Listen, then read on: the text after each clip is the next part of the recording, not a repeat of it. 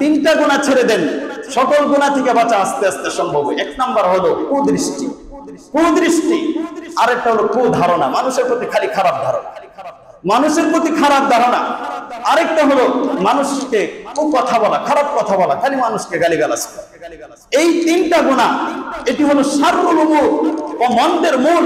এগুলো ছেড়ে দেন। আল্লাহ তাআলা কুরআন কারীমের মাঝে বলেন, وَيَوْمَ يُحْشَرُ أَعْدَاءُ اللَّهِ إِلَى النَّارِ فَهُمْ يُوزَعُونَ حَتَّى إِذَا مَا جَاءُوهَا شَهِدَ عَلَيْهِمْ سَمْعُهُمْ وَأَبْصَارُهُمْ وَجُلُودُهُمْ بِمَا كَانُوا يَعْمَلُونَ।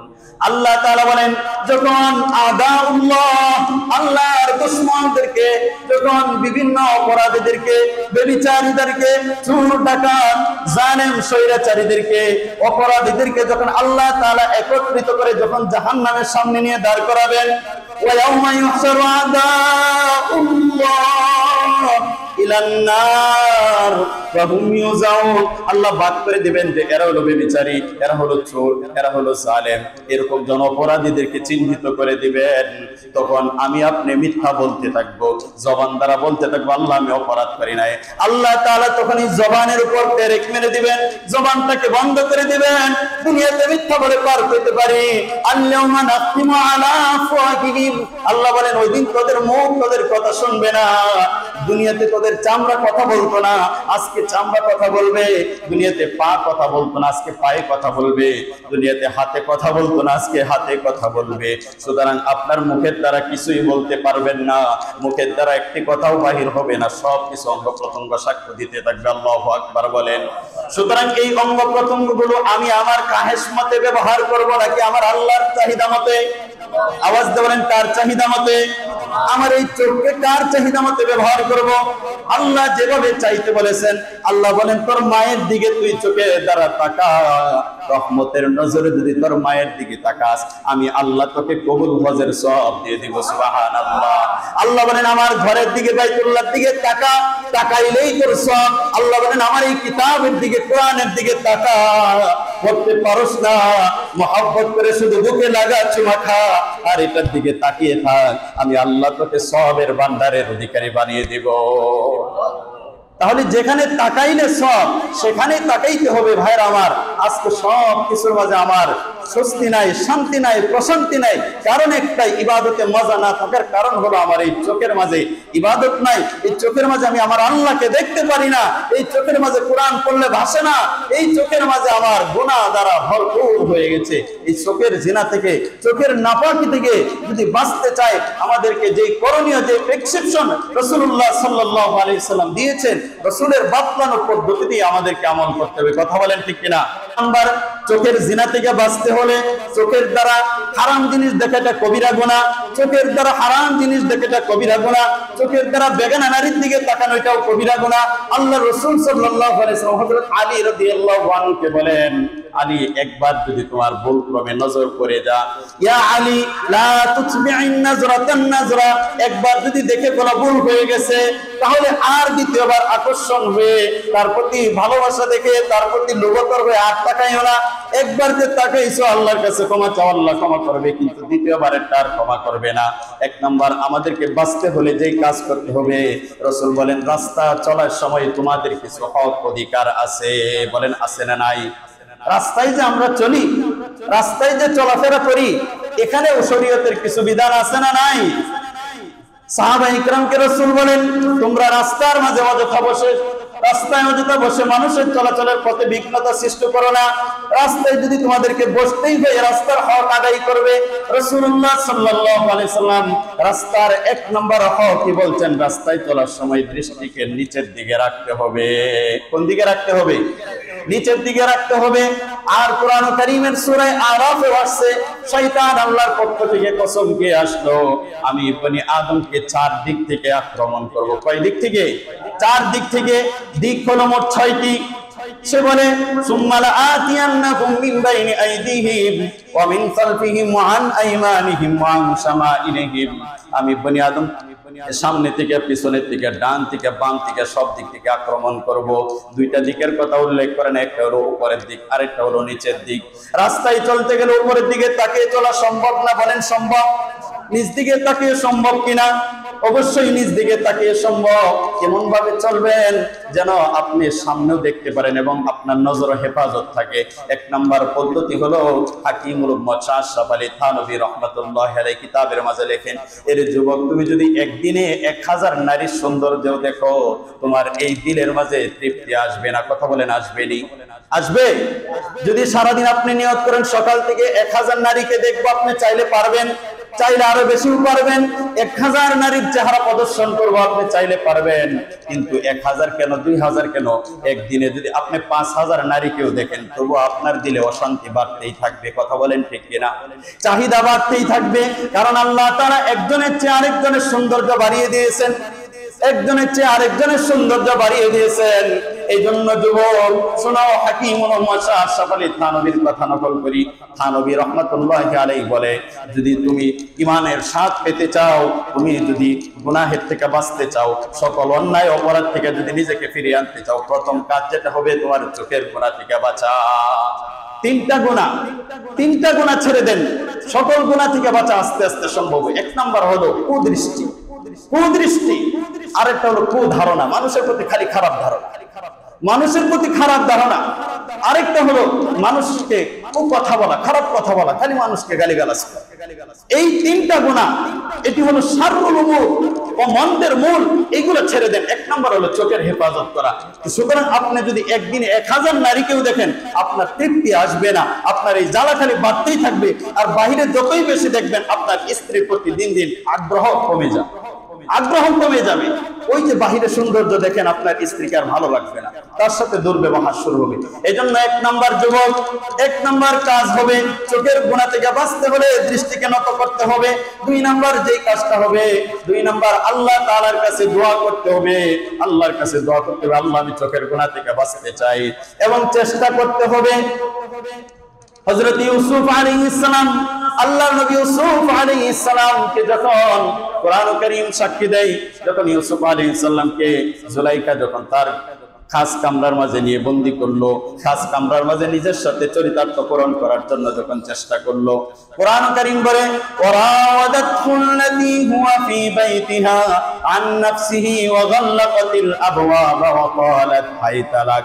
জুলাইখা ইউসুফ আলাইহিস সালামকে খাস কামরায় নিয়ে ডাকে, হাই তালাক, আসো আসো, আমার চাহিদা পূরণ করো। জুলাইখা যখন এইভাবে ডাকতে লাগলো, সেই খাস কামরাটা 7টা দরজার ভিতরে ছিল।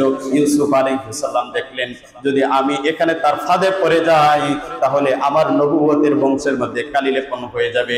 আল্লাহকে ডাকলেন, আল্লাহর কাছে আশ্রয় চাইলেন।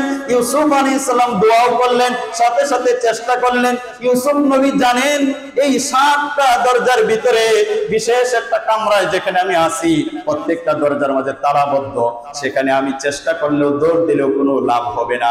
কিন্তু ইউসুফ নবী এই ভেবে দৌড় দিলেন যে আমার চেষ্টা যতটুকু করা দরকার আমি এতটুকু করব, তারপরে আল্লাহর প্রতি আমার বিশ্বাস রাখবো, আমার চেষ্টা, আমি দরজা পর্যন্ত দৌড় দিয়ে যাইতে পারবো। এরপরে তালা খুলবে কিভাবে সেটা কে জানেন? বলেন কে জানেন? হযরত ইউসুফ আলাইহিস সালাম যখন নিজের চেষ্টা যতটুকু সম্ভব করলেন, দরজার কাছে যখন গেলেন, একে একে 7টি দরজার 7টি তালা যখন জমিনে পড়ে গেল, দরজা যখন সামনে খুলে গেল, ইউসুফ নবী জুলাইখার সেই চরিতার্থ থেকে, সেই অপরাধী কাণ্ড থেকে রেহাই পেয়ে গেলেন। আল্লাহু আকবার। হযরত ইউসুফ আলাইহিস সালামের ঘটনা আল্লাহ সূরা ইউসুফে বলেন, হযরত ইউসুফ আলাইহিস সালাম বলেন, ক্বালা রাব্বিস সিজনু আহাব্বু ইলাইয়া মিম্মা ইয়াদউনানি ইলাইহি ওয়া ইল্লা তাসরিফ আন্নী কাইদাহুন্না আসবু ইলাইহিন্না ওয়া আকুম মিনাল জাহিলিন। ইউসুফ আলাইহিস সালাম বলেন, আল্লাহ, এই নারীরা আমাদেরকে যেদিকে ডাকছে, এই দিকে আমার যাওয়াতে আমার জন্য জেলখানায় শ্রেয়, আমি জেলখানায় বন্দী থাকতে চাই, তবু আমার চরিত্রকে ধ্বংস করে দিতে চাই না, আমি আপনাকে অসন্তুষ্ট করতে চাই না। এই দোয়াও করলেন, সাথে সাথে চেষ্টাও করলেন। এই জন্য যুবক যুবতীরা, চোখের গুনাহ থেকে বাঁচতে হলে 2 নাম্বার পদক্ষেপ যেটা আমাকে গ্রহণ করতে হবে সেটা হলো, নাম্বার 1 চেষ্টা করব, 2 নাম্বার কথা হলো আল্লাহর কাছে দোয়া করতে হবে। আমার আপনার নবী, বিশ্ব নবী চমৎকার দোয়া শিক্ষা দিয়েছেন, প্রতি নামাজের পরে দোয়া করা, আল্লাহুম্মা তাহহির কলবি মিনান নিফাক। আল্লাহ, আমার এই অন্তরটাকে নিফাকি থেকে পুরো পবিত্র বানায় দেন, বলেন আমিন। আল্লাহুম্মা তাহহির কলবি মিনান নিফাক ওয়া আমালি মিনার রিয়া। আমার আমলগুলো অহংকার মুক্ত, আমার আমলগুলো লৌকিকতা মুক্ত বানিয়ে দেন। আমার আমলগুলো যেন শুধু আপনার জন্যই হয়, সেরকম আমল করার তৌফিক দান করেন। ওয়া লিসানি মিনাল কিয, আমার এই জবানটাকে মিথ্যা থেকে, আমার এই জবানটাকে নাপাকি থেকে বানিয়ে পবিত্র বানিয়ে দেন। 4 নাম্বার রাসূল দোয়া শিক্ষা দিয়েছেন, ওয়া আইনি মিনার খিয়ানা। আল্লাহ, আমার এই চোখগুলোকে খিয়ানত থেকে, আমার এই চোখগুলোকে গুনাহ থেকে হেফাজত করেন। ফা ইন্নাকা তা'লামু খাইনাতাল আ'ইন ওয়া মা তুখফিস সুদূর। দুনিয়ার কেউ না দেখলেও আপনি আল্লাহ দেখেন, সুতরাং আপনার কাছে আমি আশ্রয় চাচ্ছি, আমাকে এই সকল গুনাহ থেকে আপনি পবিত্র বানাইয়া দেন। আরেক হাদিসে আছে আল্লাহ রাসূল দোয়া করতেন, আল্লাহুম্মা রযুকনি আইনাইনি হাক্কালাতাইনি তাবকিয়ানি বিজারুফিদ দুমু। আল্লাহ, এমন চোখ আমাকে দান করেন যেই চোখ আপনার ভয়ে শুধু অশ্রু প্রবাহিত হয়, যেই চোখের দ্বারা হারাম জিনিস দেখে না, যেই চোখের দ্বারা, যেই চোখগুলো শুধু আপনাকে ভয় করে, আপনার ভয়ের চোখ থেকে শুধু পানি প্রবাহিত হয়, এমন চোখ আমাকে দান করেন। বলেন, এমন দোয়া আমাদের করা দরকার আছে কিনা? আজকে চোখের দ্বারা গুনাহ করতে করতে অন্তরটা বড় শক্ত হয়ে গেছে, পাষণ্ড দিলের অধিকারী হয়ে গেছি। কোনো ওয়াজ নসিহত আমার কাজে আসে না, কোনো বক্তার বক্তৃতা আমার কোনো উপকারে আসে না, কারণ একটাই, আমি গুনাহ করে ফেলছি, আমি অপরাধী হয়েছি, আমি চরম অপরাধী। আমার অপরাধের কারণে আমার আল্লাহর ডাকটা পর্যন্ত আমার জবানে মজা লাগে না, আমার আল্লাহর ডাকটা আমার কাছে মজা লাগে না। 2 নাম্বার পদক্ষেপ হলো ভাই, চেষ্টা করতে হবে এবং কি করতে হবে? দোয়া। 3 নাম্বার রাসূলুল্লাহ সাল্লাল্লাহু আলাইহি ওয়াসাল্লাম যেটা শিক্ষা দিয়েছেন, ইয়া মাশারাস শাবাব, হে যুবকের দলেরা, আল্লাহ রাসূল বলেন, মানিসাতা মিনকুমুল বাআতা, তোমার চোখের বেমার শুরু হয়েছে, তুমি চোখের দ্বারা খালি হারাম দিকে তাকাও, তুমি চোখের দ্বারা খালি বেগানা নারীর সৌন্দর্য, তার স্পর্শকাতর জায়গার দিকে তাকাইতে ভালো লাগে।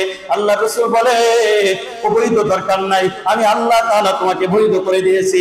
ইয়া মাশারাস শাবাব, মানিসাতা মিনকুমুল বাআতা, সামর্থ্য যারা আছে বিবাহ করে নাও, সামর্থ্য যারা আছে বিবাহ করে নাও, সামর্থ্য যারা আছে বিবাহ করে নাও। এটা পবিত্র, ওইটাও পবিত্র, ওইটাও পবিত্র, ওইটার দ্বারা আমি আল্লাহ সন্তুষ্ট হই, এটার দ্বারা আমি আল্লাহ খুশি হয়ে যাই। এজন্য 3 নাম্বার পদ্ধতি কি ভাই? যুবক যুবতী যারা আছে, যদি বেমার শুরু হয়ে যায়, যদি নিয়ন্ত্রণ হারিয়ে ফেলো, অবৈধভাবে বিভিন্ন জায়গায় দৌড়াদৌড়ি না করে, এই হোটেলে সেই হোটেলে না গিয়ে, প্রেমিকাকে নিয়ে বিভিন্ন পার্কে না গিয়ে আল্লাহকে ভয় করো, বিবাহ শাদী করে ফেলো, নিজের চরিত্রকে সংশোধন করো। আল্লাহ রাসূল বলেন, ইয়া মাশারাস শাবাব, মান ইসতাতা মিনকুমুল বাআতা ফালইয়াতাযাওয়াজ ফা ইন্নাহু আগাদ্দু লিল বাসার। বিবাহ কি হবে? আল্লাহ রাসূল বলেন, আগাদ্দু লিল বাসার, যে চোখের দ্বারা আরেকজন নারীকে দেখতে চাও, বিবাহ করো, আল্লাহ তোমার চরিত্র ভালো করে দিবেন, ওই নারীর দিকে আর চোখ যাবে না। ফা ইন্নাহু আগাদ্দু লিল বাসার ওয়া আহসানু লিল ফারাজ, যেই লজ্জাস্থানের অপব্যবহার করো, এই লজ্জাস্থান আর অপব্যবহার হবে না, এর দ্বারা তোমার চরিত্রও ভালো হয়ে যাবে, আর্থিক লাইনেও তোমার উন্নতি হবে, তোমার সংশোধন সব দিক দিয়ে চলে আসবে। কাজ হলো একটা, সেটা হলো বিবাহ করা, যদি সামর্থ্য থাকে। যদি কি থাকে ভাই? সামর্থ্য। যদি সামর্থ্য না থাকে, যাদের সামর্থ্য নাই, সামর্থ্য আসার আগ পর্যন্ত কি করবে? আল্লাহ রাসূল বলেন, ফাইন্নাহু আগাদ্দু লিল বাসারি ওয়া আহসানু লিল ফারাজ ওয়া মান লাম ইস্তাতি' ফালাইহি বিস-সাওম। এর যুবক, তোমার বিবাহের সামর্থ্য আছে, তোমার বিবাহের যত চাহিদা পূরণ করা দরকার সামর্থ্য আছে, কিন্তু তোমার খরচ দেওয়ার মতো সামর্থ্য নাই, তাকে কিভাবে খাওয়াইবে, বাসা ভাড়া কিভাবে দিবে, এই সামর্থ্য নাই। ওই সামর্থ্য আসার জন্য চেষ্টা করো, রবের কাছে দোয়া করো, রিজিকের ব্যবস্থা যিনি করে দিবেন তিনি কে? আর নিজেকে চরিত্র, দুশ্চরিত্র থেকে, আল্লাহর নাফরমানি থেকে বাঁচানোর জন্য বিবাহ করবা। এর আগে তুমি রোজা রাখতে থাকো। কি রাখবা? রোজা। 4 নাম্বার পদক্ষেপ, যদি তোমার বিবাহের সামর্থ্য না থাকে, বিবাহ সামর্থ্য আসার আগ পর্যন্ত নিজের চরিত্রকে সংশোধন করার জন্য কি রাখতে হবে যুবকেরা? বলেন, কি রাখতে হবে? রোজা। এখন যুবক রোজাও রাখে না, বিবাহ করে না, বলেন যে আপনারা সেই যুবক কিভাবে নিজের চরিতার্থ পূর্ণ করে? আছেন এরকম যুবক? আছে। নিজের জীবনও শেষ, যৌবনও শেষ, দুনিয়াও শেষ, আখিরাতও শেষ। খাসিরাত দুনিয়া ওয়াল আখিরা। আজকে মুহতারাম হাজরিন, পুরোটা বিষয় শেষ করা যাবে না। আজকে যুবক যুবতীদেরকে আমি এই মেসেজটা শুধু দিতে চাই, আল্লাহকে ভয় যদি না করো, আমার আল্লাহকে যদি ভয় না করো, দুনিয়া আখিরাত তোমার বরবাদ একটি বিষয় দিলে আনো। কাকে ভয় করতে হবে? আল্লাহকে, সবকিছু ঠিক হয়ে যাবে। আল্লাহকে ভয় করো, আল্লাহকে ভয় করো। যেভাবে আজকে যুবতীরা প্রেমে ভালোবাসায় যেভাবে নিজেদেরকে বিসর্জন দিচ্ছে বিবাহের আগেই, আজকে যুবকরা যারা চরিত্রবান যুবক, তারা বিবাহ করার আগে টেনশনে থাকে যে আমি যেই নারীকে বিবাহ করছি সে কি আসলে তার সতীত্ব ঠিক আছে? বলেন কথা ঠিক আছে কিনা, তার চরিত্র, নাকি সে আরেকজন পুরুষের সাথে নিজেকে মেলামেশা করে তারপরে বিবাহে আসতেছে। আজকে চরিত্র, আজকে সতীত্ব ঠিক আছে কি নাই, এই বিষয়টাই নিশ্চিত হওয়া যায় না। এই মোবাইলের কারণে এমন ভাবে আসছে, এই মোবাইল চালাইতে গেলে আমিও চালাই, আপনিও চালান, কিভাবে চালাইবেন? প্রথম কথা হইলো, যাদের আন্তর্জাতিক খবর দেখার প্রয়োজন নাই তারাই টাচ মোবাইল ফেলে দেন। খোদার কসম করে বলছি, যদি আমার প্রয়োজন না থাকতো টাচ মোবাইলে, আমার এই মোবাইলে 2 লক্ষ টাকার উপরে কিতাব আছে।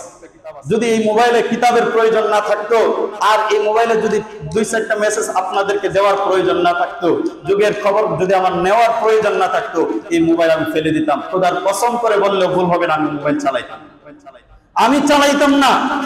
এবার আপনার কাছে আমার প্রশ্ন, যাদের কোনো প্রয়োজন নাই, যাদের সংবাদ দেখার প্রয়োজন নাই, যে আমেরিকা সম্পর্কে না জানলে কোনো সমস্যা হবে না, ফ্রান্স সম্পর্কে না জানলে কোনো সমস্যা হবে না, সে কেন, সেই রিক্সাওয়ালা, সেই যুবক কষ্ট করে 2-3 মাসের টাকা জমে সে কেন 60,000 টাকা দিয়ে মোবাইল কিনে? সে কেন এটাকে প্রতিদিন এমবি করতে হয়? কি কাজ তার এটা দ্বারা?